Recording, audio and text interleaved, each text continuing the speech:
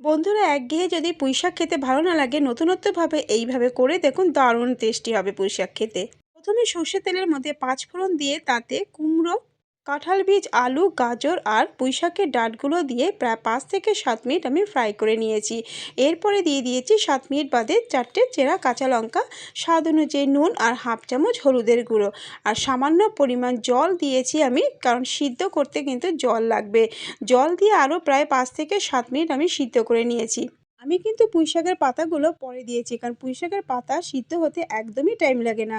তাই আমি 7 মিনিট বাদেই কিন্তু পুঁইশাকের পাতাটা দিয়েছি। পুঁইশাকের পাতা দিয়ে 2 মিনিটের মতো জাস্ট আমি রান্না করেছি। দেখতেই পাচ্ছেন আমার পুঁইশাকটা প্রায় রান্না হয়ে গেছে, সব সিদ্ধ হয়ে গেছে।